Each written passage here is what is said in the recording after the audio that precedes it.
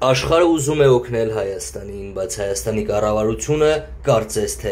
չի ուզում, թե ուզում է։ Հարգելի բարեկամներ, Նիկոլին գցել են տուպիկի մեջ։ Ձեզ ներկայացնում ենք մամուլի ամենաուշագրավ տեսանյութերը։ Հիմա մեզ ասեք, Նիկոլը մնա, թե գնա։ Եթե մնա, սեղմեք լայք, եթե գնա, սեղմեք դիսլայք։ Երրորդ րոպեից Սամվել Բաբայանը ցնցեց։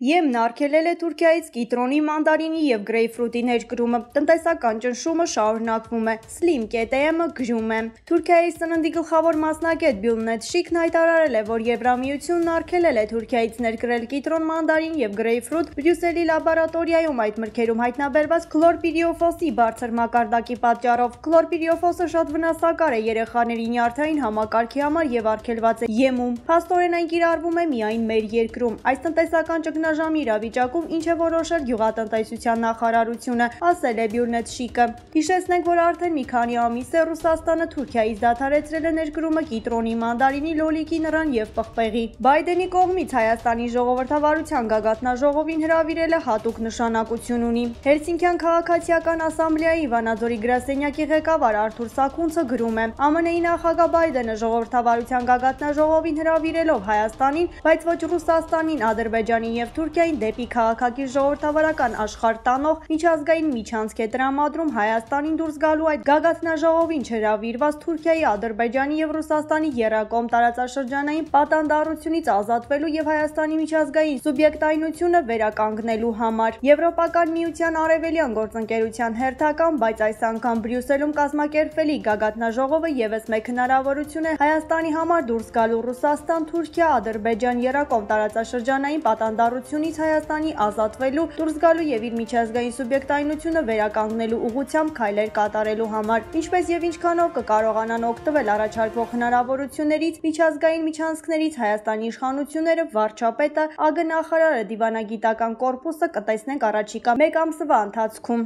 Բայց մի բան հստակ է, առաջարկված միջազգային միջանցքների հնարավորությունները սա այս ժամանակահատվածում եզակի հնարավորություններ են Հայաստանի միջազգային սուբյեկտայնությունը վերականգնելու, ամրապնդելու խնդրի լուծման ուղղությամբ անհրաժեշտ կենսական քայլեր, գործողություններ կատարելու համար։ Ավելին, այդ հնարավորությունից օգտվելու արդյունավետությամբ է պայմանավորված լինելու այս իրապես ճակատագրական ժամանակահատվածում ապահովելու Հայաստանի ապագան որպես ինքնիշխան ժողովրդավարական եւ անվտանգ պետություն լինելու հիմնախնդիրը։ Խոսք չի եղել միայն Հայաստանի հետ հարաբերությունների կամ կովկասյան խնդիրների մասին։ Այդուհանդերձ, հանգամանքը, որ ախնեստի արդյունքում եղել է անդրադարձ նաեւ Հայաստանի հետ հարաբերությանը, անկասկած հուշում է, որ թեման Անկարայի համար ունի էական նշանակություն։ Իհարկե, Թուրքիան այդ մասին խոսում է վերամբարձ դիրքից, հայտարարելով, որ Հայաստանը պետք է բռնի ձեռքը եւ անգամ ակնարկելով, որ հակառակ դեպքում կունենա խնդիր։ Իսկ խնդիրներ, ինչպես հայտնի է, ստեղծում են ադրբեջանական ագրեսիայի միջոցով։ Եվ իհարկե կասկածեց վեր է, որ Անկարան Հայաստանի հետ հարաբերության հարցը շոշափելով խոսում է նախ եւ առաջ իհարկե Մոսկվայի,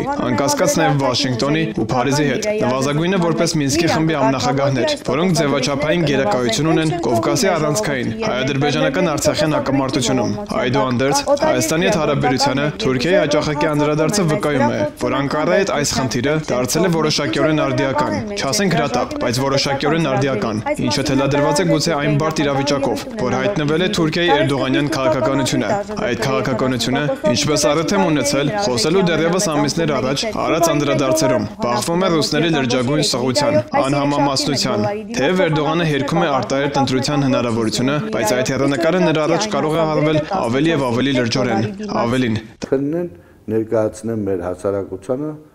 ինչն է եղել իրական ովքեր են այդ մեղավորները, որտեղ ամեն մեկս կարող ասի ես հանձնել եմ, որտեղ ինչա մեր մոտ պաշտոն են զբաղեցնում, ինքանով որ շատ հետո ազատ են էլի պաշտոնից ինչ ա լինելու։ Ինքը կարող է ծառայությունը մատուցի իր ազգին թե ոչ մեկը չի հարցնում։ Դա համար ես այդ հարցում խնդրեի, որ ռազմական դատախազությունը, քննչական վարչությունը, չգիտեմ, սկսել հետախուզական ամբողջ տվյալները այս 10 տարում ինչ են զեկուցել, դրանից բխող բարձր էշալոնի պաշտոնները, շտաբի պետ, նախարար եւ այլն բաժնի վարչության պետեր բան, ինչ որոշումներ են կայացել եւ ինչ քայլեր են ձեռնարկել դա կարգավորելու համար։ Մեր երեխեքը 18 տարեկան այդ երեխեքը փայլուն, ասենք, արել են ինչ որ անհնարին էր։ Անկեղծ ոչ թե որ նրա համար որ Այդ երեխոցու ոտերը պիտի լվանան ջուրը խմեն։ Հաստատ։ Փրկել են բոլորի դեմքը։ Հասկանում եք, բայց դրանից հետո կանգնել ասել, դա մոբը, հիմի մոբի մասով ես փորձեմ ներ թե ղեկավարներին, թե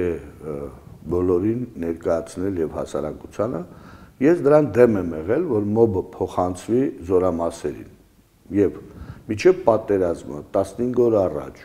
Անվտանգության խորհրդի առաջին նիստը եղել է վերաբերվել այդ մոբին, որ Ղարաբաղում 17500 մոբ պետք է հավաքվեր, 8 հատ բրիգադա պետք է դառնար, որից 8-ից 4-ը պիտի գնար հենց Ջաբրայիլ, հենց այդ ուղղությամբ։ Եվ այլ որոշ ղեկավար կազմ, զինվորական եւ բացատրությունը նա եղել, որ հրամանը կա եւ այլ, չեմ մանրանում մի շարք պատճառներով, ինչի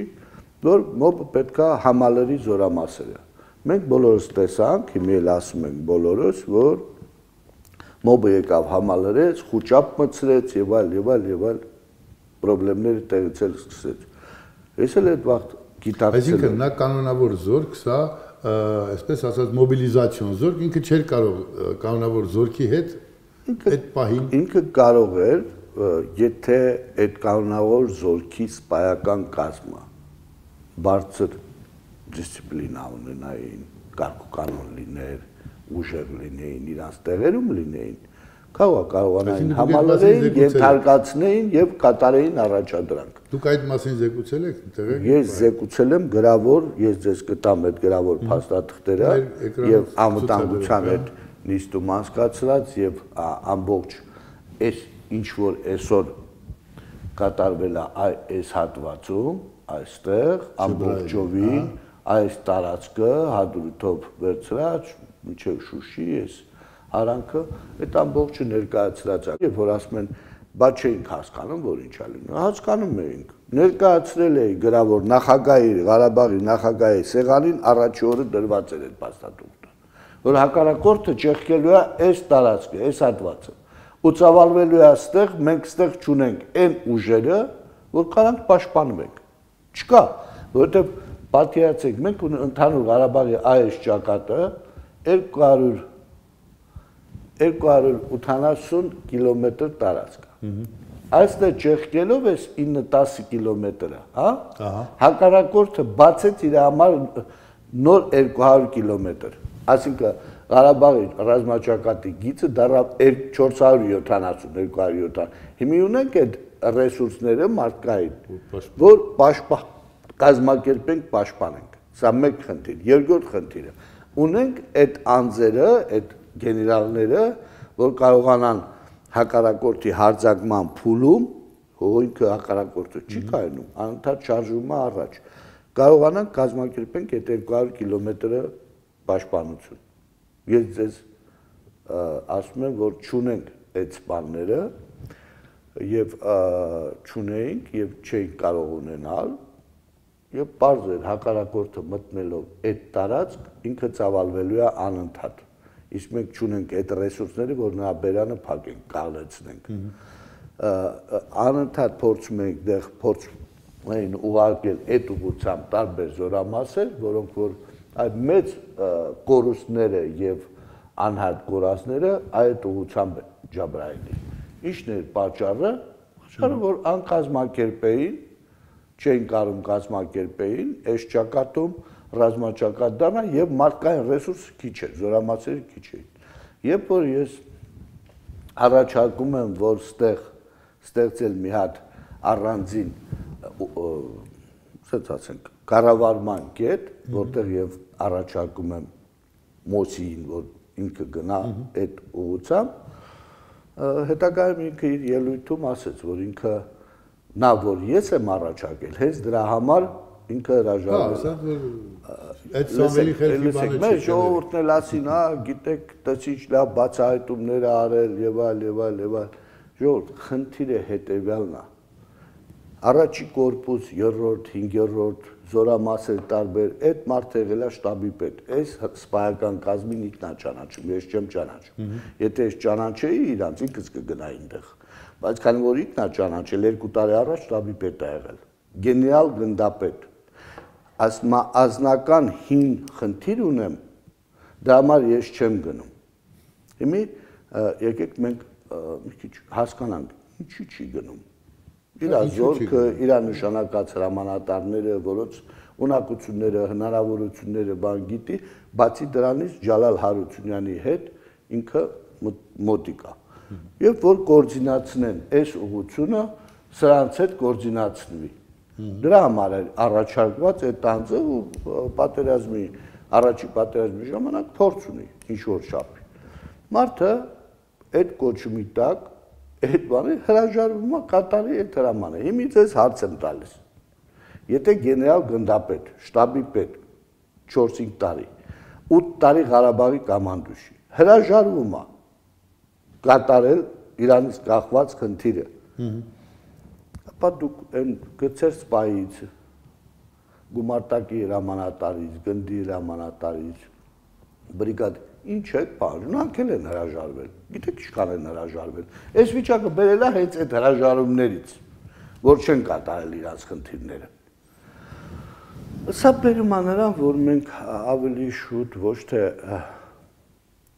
բանակում չի լինում, ես չեմ անում, ես չեմ կատարում։ Ավելի քան տարօրինակ է որ մարդը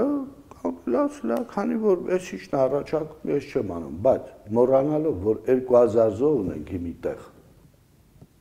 150 ինչքան էլ, չգիտեմ, հլա տոշնիկ իմանանք, անհատ գորած ունենք։ Հիմի հասկանում եք, այդ մարդուն ոչ մի պատիժ, ոչ մի բան։ Այսինքն ուզում եմ հստակ ուզելա չեմ ուզում ու վերջ։ Հրամանատարը հրամայում է, որ Մոսի դու գնում ես այսինչ տեղը, Մոսին ասում է չեմ գնում, քանի որ սա ինքն է ասում իր բերանով, ասում է ինձ նախարարը ասեց, որ Բաբայանն է քեզ առաջարկել, ասեց հենց որ ինքն է առաջարկել, դրա համար չեմ գնացել։ Այսինքն բանակը տունտունիկ էր դա, է։ Դուք որոշեք, տունտունիկ է խաղացել, թե տունտունիկ չի։ Այդ մարդը հետո ասում է, գիտեք, ես գիտեմ Ասկանդարով խփել են, որտեղից են խփել, որտեղ անգել։ Գեներալ պոլկովնիկ մարդ ելնում ես ու այդ ես պատնում կամ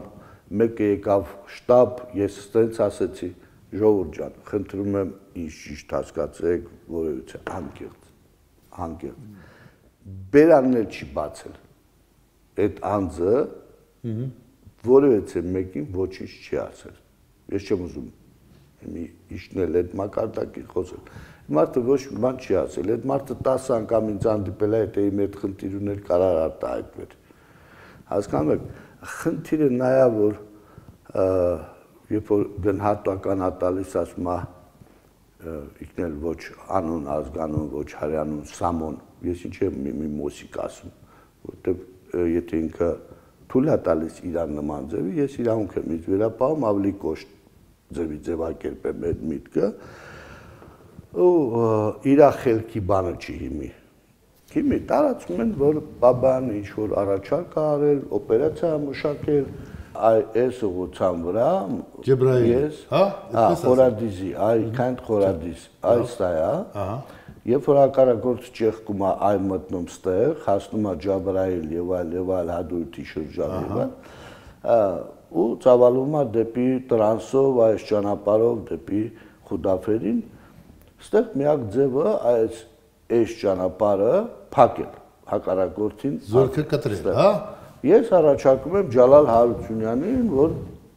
ճիշտ կլինի մենք այստեղ նստած ենք լինում, ոնց որ տեսնում եք այս կարմիրը,